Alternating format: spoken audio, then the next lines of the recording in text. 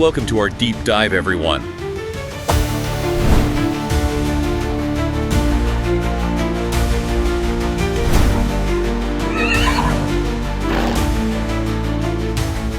Welcome to the deep dive. We've got 8 races lined up for us, the second V85 at Rome. And good news, the sources say the track handles rain really well, so that's one less thing to worry about. Exactly. We can focus on the horses and the strategy.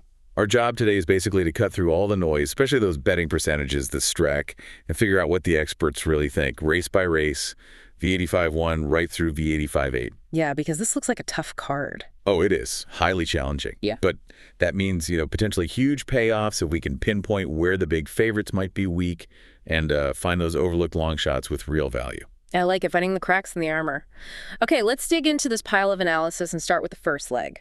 Okay, V85-1, long distance, volt start. The general vibe is, well, you need a few horses here, right? You can't go short. No, definitely not. And the big favorite, 13 Emporio Brolin, he's taking a massive chunk of the Streck. But there are serious question marks. Right, like why is this 3-year-old so heavily backed? The expert takes seem, well, pretty cautious. That's putting it mildly. Look, the early form is fantastic. 5 wins and 6 starts suggests real ability, high capacity, no doubt. But, okay, first off, he's just 3, facing older, tougher horses. That's always a thing. And second, that start position. Spore 4 on the second tier, the 20-meter handicap. Yeah, that's a long way around. A very long way around, especially at Rome. So for a horse getting, what, maybe 40, 50% of the bets, that tactical challenge makes it a huge, huge risk in my book. Okay, so if we're fading him, or at least, cautious, where's the value? What horses handle this setup? Well, you need horses good with the distance and the volt start. 4 leading rein keeps coming up. Good breeding. Seems reliable in these starts. Okay. And also maybe 6 special ale. He's got a good spot, could potentially challenge for the lead, which is always nice. And what about deeper down? Any real long shots catching the eye? I saw a note on 11 Mon's Daybreak. Yeah, he's fascinating. Only 1% Streck. Now the record, 1 win in 28, doesn't scream winner, does it? Not exactly. But dig deeper. He's often been racing against much, much tougher fields.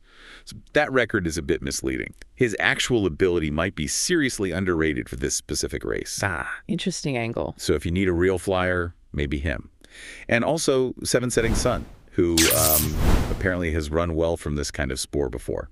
Worth considering. All right, V85-2.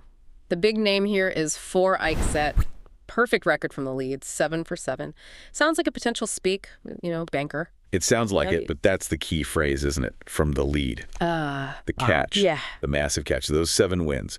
Only when he gets the front. And the big question here is, can he actually get it? He's got speed horses all around him, spore 1, 2, 5, 6.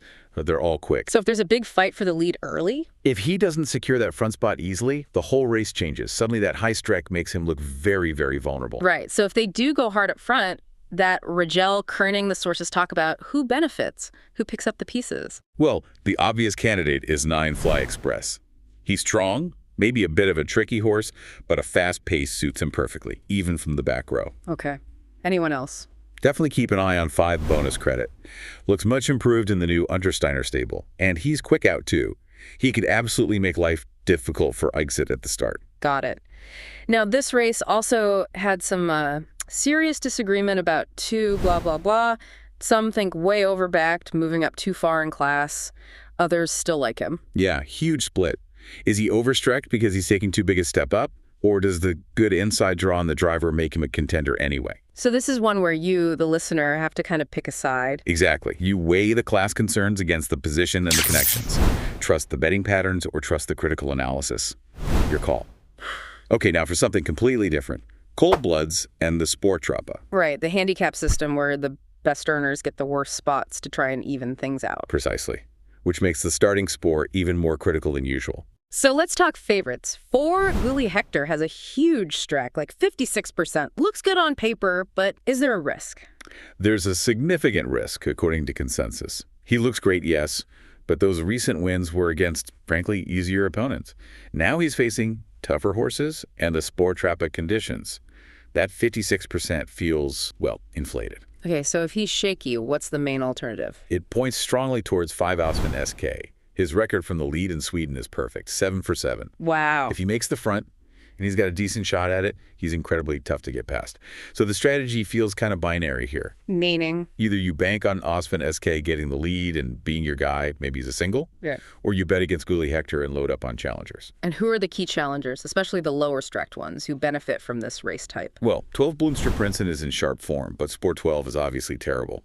Still, his class gets him into the race, and if things get messy up front, he has the capacity. But maybe even more interesting is 9 LV8 CG low-streck Bjorn Goop is driving, and the word from the stable is apparently quite strong. They think this is their best shot of the day. That's always worth noting. All right, switching gears again, back to the Warm Bloods flat-out sprint. 1,640 meters. It's all about speed, all about getting to the front.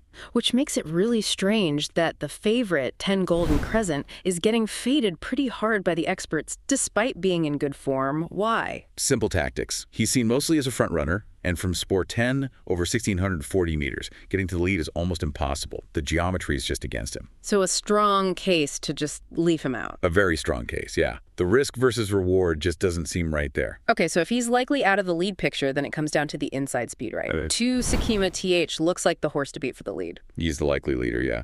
But 4 Cashman JR is classy and will definitely challenge him early. They could really battle. And if they do battle hard, that sets things up perfectly for 5 Hugo Boss Shadow. Juice drives, the horse is flying. Showed a wicked turn of foot last time. Razor sharp was the description. Ah, the perfect scenario for a closer. Exactly. If 2 and 4 hook up and tire each other out, Hugo Boss Shadow is sitting right there, ready to pounce. So this race really hinges on predicting that early pace. If it's fast, look to closers like Hugo Boss Shadow, maybe even long shots like 9 Dark Chronos, who's interesting with the stable change, or 1 Always a Pleasure from the rail. That's the way to play it, I think. Anticipate the duel, pick the beneficiaries. Back to the Sport Trappa, this time for the mares. And again, the favorite, 12 Melby Legacy, looks, well, risky. Sport 12, plus she's been off for 2 months with throat issues. Yeah, that's a lot of red flags. The uncertainty is just too high for many. Some sources basically say just skip her entirely. But there's an interesting international horse here, 15 Frescia Laxmi. Yes, the Italian mare makes her Swedish debut. Now the Spore, 15, is obviously dreadful, the worst possible. But she's reportedly very fast, and look at the equipment changes. Barfota, front no shoes at all, and a bike. That's often a sign they're going for broke. Right. Those changes can sometimes just totally transform a horse. They absolutely can. So despite the terrible draw, her raw speed and those changes make her a really interesting, if risky, closing threat if she gets any kind of trip. Okay, so who can get to the front? Looks like 1 Canella from the rail and maybe 3 Vita Rock. Both have won from the lead recently. They look like the main case factors, yeah. One of them likely leads. But the real hidden gem, maybe. Go on. Look at 8, Make My Trip Fies, only 1% Strack. And guess what?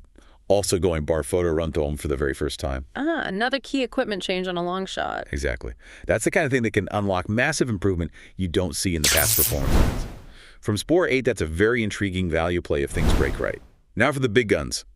Gold Division, 1,640 meters, fast and likely furious. Rywald Koenig is almost guaranteed here. Yeah, proper burn-up. 6 Global Edelon is the class, the heavy favorite. Looked super impressive last time out. He did.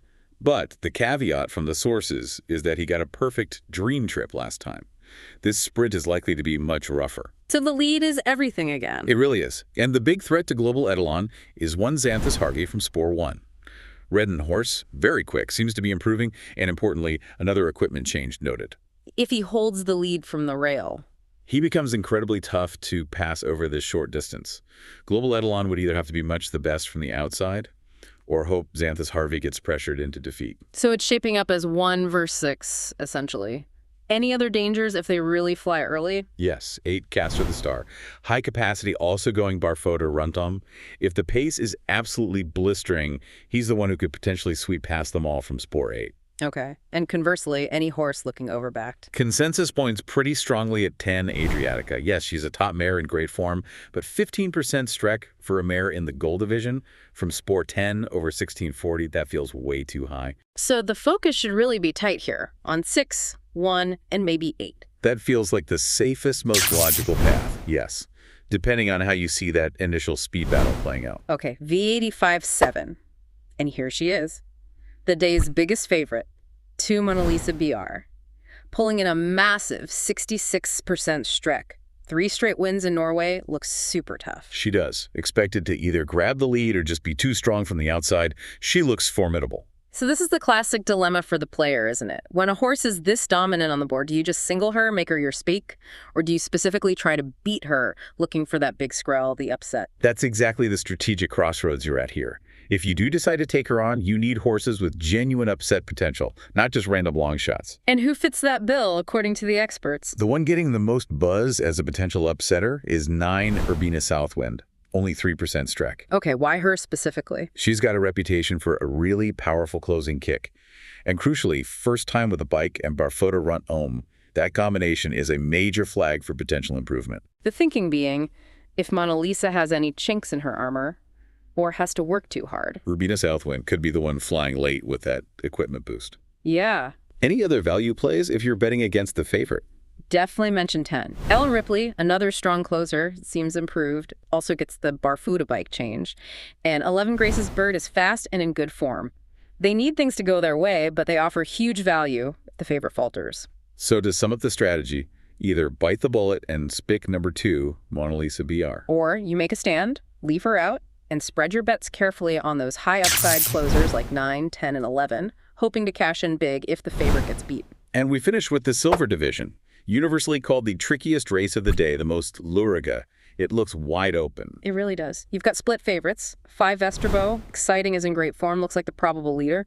And 10 Competivo has put in some monster performances recently. But there's a warning about Competivo. Yeah, quite a strong one. At a high Streck, he looks risky. The feeling is the drive from Sport 10 might be quite passive, hoping for a fast pace he might not get. And maybe fatigue. And potential fatigue, exactly.